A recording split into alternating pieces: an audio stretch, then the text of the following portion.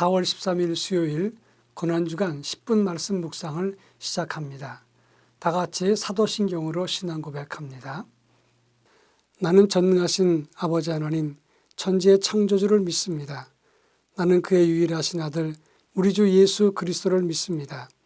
그는 성령으로 잉태되어 동정녀 마리아에게서 나시고 본디오 빌라도에게 고난을 받아 십자가에 못 박혀 죽으시고 장사된 지 사흘 만에 죽은 자 가운데서 다시 살아나셨으며 하늘에 오르시어 전능하신 아버지 하나님 우편에 앉아 계시다가 거기로부터 살아있는 자와 죽은 자를 심판하러 오십니다. 나는 성령을 믿으며 거룩한 공교회와 성도의 교제와 죄를 용서받는 것과 몸의 부활과 영생을 믿습니다. 아멘. 찬송가 205장 주 예수 크신 사랑, 찬송가 205장을 부릅니다.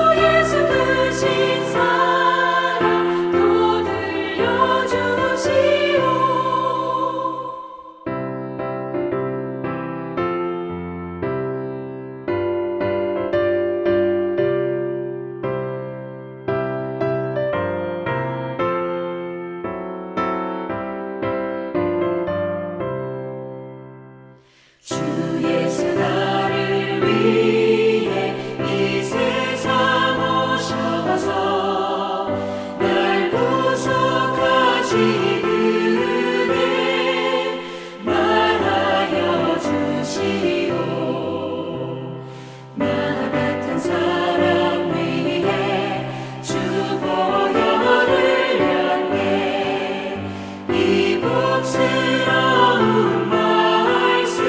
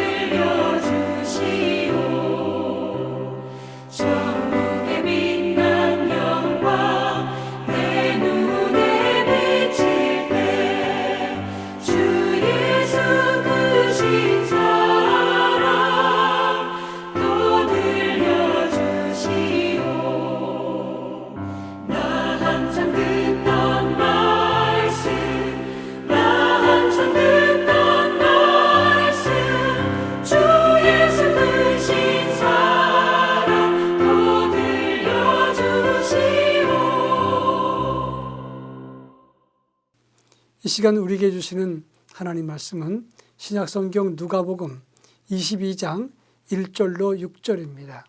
누가복음 22장 1절로 6절 말씀을 한 절씩 교독합니다. 제가 전체를 읽겠습니다. 6월절이라 하는 무교절이 다가오매 대제사장들과 서기관들이 예수를 무슨 방도로 죽일까 궁리하니 이는 그들이 백성을 두려워함이더라. 12 중에 하나인 가롯이라 부르는 유다에게 사탄이 들어가니 이에 유다가 대제사장들과 성전 경비대장들에게 가서 예수를 넘겨줄 방도를 의논하며 그들이 기뻐하여 돈을 주기로 언약하는지라. 유다가 허락하고 예수를 무리가 없을 때 넘겨줄 기회를 찾더라. 아멘. 고난주간 중에 수요일을 침묵의 날이라 이렇게 말합니다. 그 이유는 이 수요일 날은 예수님의 행적에 대한 기록이 없기 때문이고, 또 한 가지는 예수님 베다니에 가셔서 조용히 침묵하시면서 십자가의 길을 앞두고 묵상하고 기도하셨기 때문에, 그래서 이 날을 침묵의 날이라 이렇게 말하는 것입니다. 그런데 또 한편 예수님은 침묵하고 계셨을 때 대제사장과 가룟 유다와 함께 예수 죽일 모의를 진행하고 가룟 유다는 예수를 넘겨줄 기회를 엿보았다 이렇게 말하고 있습니다.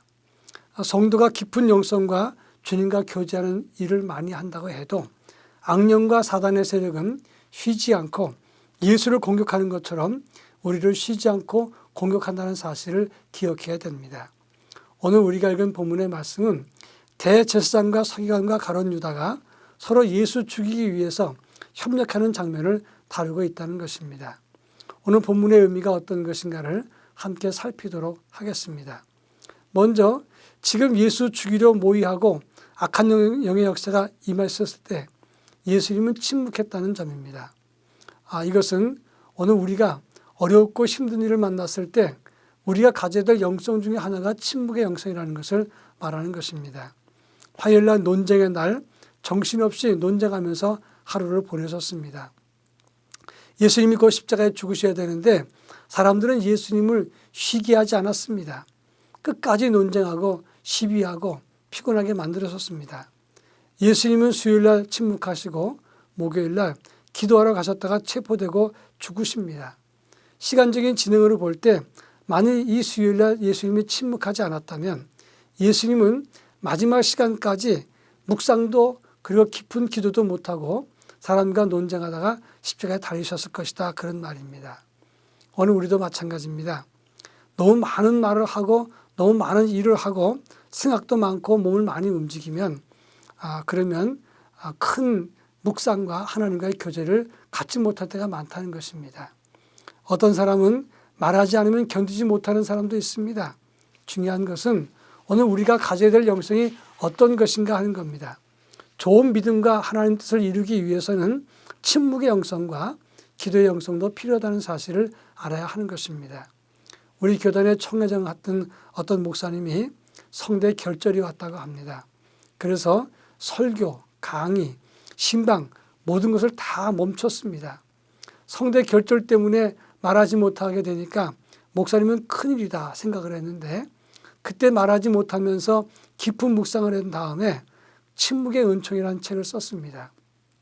저는 그 책을 읽어보면서 침묵하면서 더 깊은 하나님과의 교제를 가질 수 있다 하는 것을 느낄 수가 있었습니다.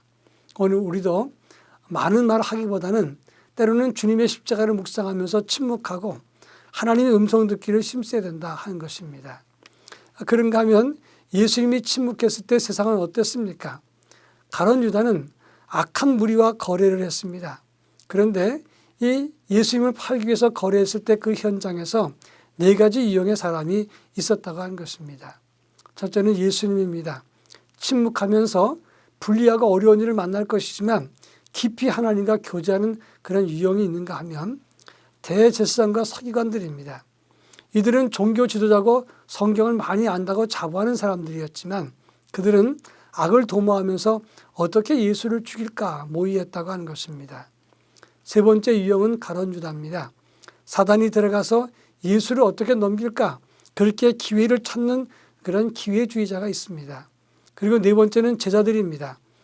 이 제자들은 예수님 주변에서 3년 동안 예수를 따라다녔지만 무기력하고 아무 도움도 되지 않았다고 하는 것입니다. 오늘 우리는 어떤 쪽입니까? 나는 음모에 가담하지 않았다. 그리고 예수 팔지도 않았다. 그러니 나는 예수 편이다. 이렇게 말할 수는 없습니다. 여러분, 중요한 것은 우리가 무심코 가만히 있어도 예수 편에 서지 않는다면 그것이 죄가 될 수 있다는 사실을 알아야 됩니다.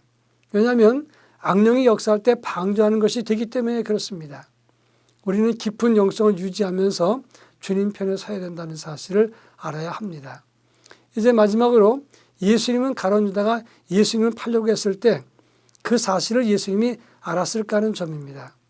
마지막 만찬 때 인자는 이미 작정된 대로 가거니와 인자를 파는 자는 화가 있으리라, 이렇게 예수님이 말씀했습니다. 그때 가룟 유다가 말하기를 나는 아니지요 라고 얘기했습니다. 그때 예수님은 내가 말해야 또다, 이렇게 말씀하십니다. 이런 전후 상황을 보면 이미 가룟 유다가 예수를 팔 것을 예수님은 아셨습니다. 그런데 왜 예수님은 그를 막지 않았을까요? 그리고 책망하지 않았을까요? 그것은 두 가지 이유가 있습니다.